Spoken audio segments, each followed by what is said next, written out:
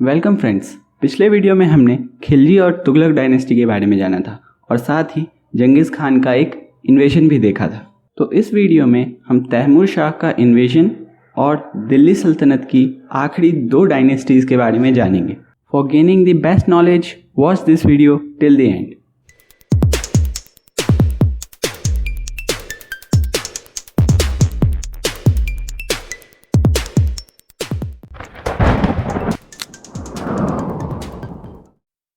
Invasion of Taimur Shah.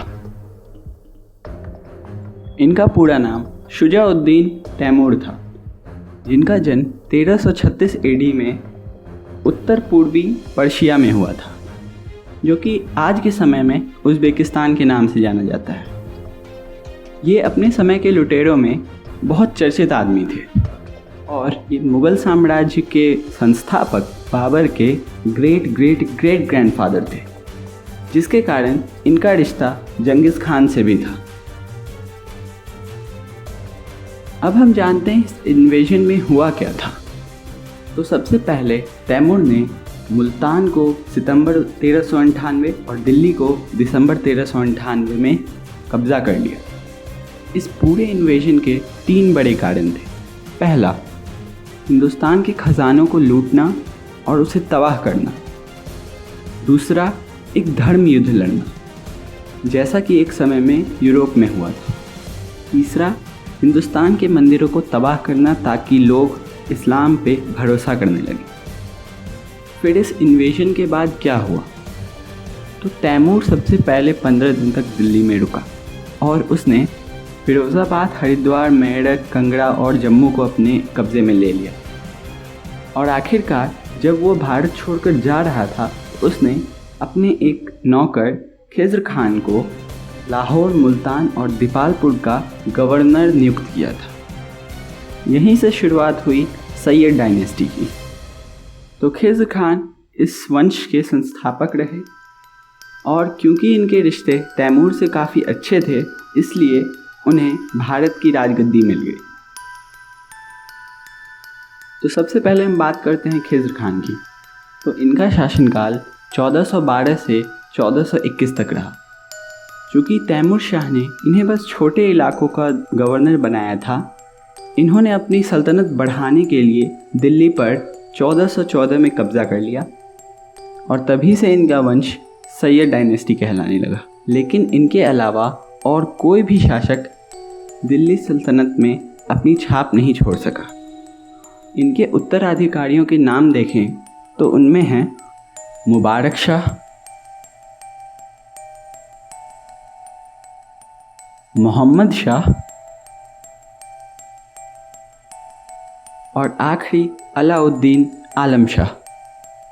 तो अब हम जानेंगे दिल्ली सल्तनत की आखिरी डायनेस्टी के बारे में, जो है लोदी डायनेस्टी, जिन्होंने 1451 से 1526 तक भारत में शासन किया था।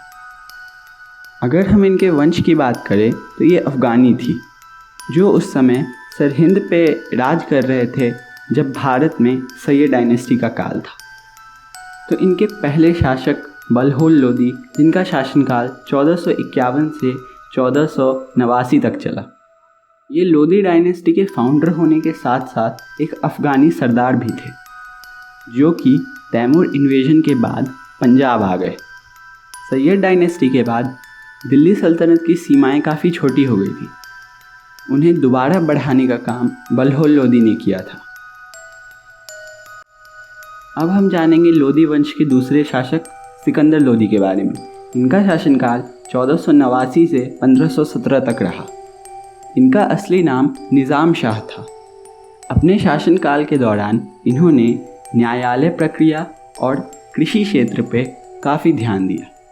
इन्होंने ज़मीन नापने के लिए एक नए मेजरिंग स्केल गज़े सिकंदरी की खोज की। 1504 में यमुना तट पर इन्होंने अपनी एक नई राजधानी बसाई, जिसका नाम इन्होंने आगरा रखा। इनकी क्रूरता तब बढ़ गई जब इन्होंने पर्शियन को छोड़ के सारी भाषाओं पर प्रतिबंध लगा दिया था। इन्होंने पर्शियन में ही अपनी ऑटोबायोग्राफी लिखी, जिसका नाम था गुलरुखी। अब लोदी डायनेस्टी और दिल्ली सल्तनत के आखिरी बादशाह इब्राहिम लोदी के बारे में जानते हैं। इनका शासनकाल 1517 से 1526 तक रहा। इन्होंने अपनी सल्तनत को इकताज में बांट दिया था। इन्होंने ही वज़ीर प्रथा की स्थापना की, जो कि वित्त मंत्रालय और नागरिक मंत्रालय का सर्वोच्च पद होता था। वज़ीर के बाद जो दूसरा सबसे बड़ा पद था वो था नैब वज़ीर, जिसे कि मुशर्रफ़े ममालिक कहा जाता था।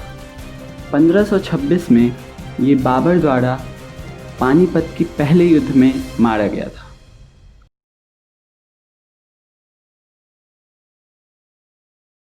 अगर आपको ये इन्फॉर्मेशन पसंद आई तो hit the like button, subscribe to my channel, press the bell icon and share with your friends.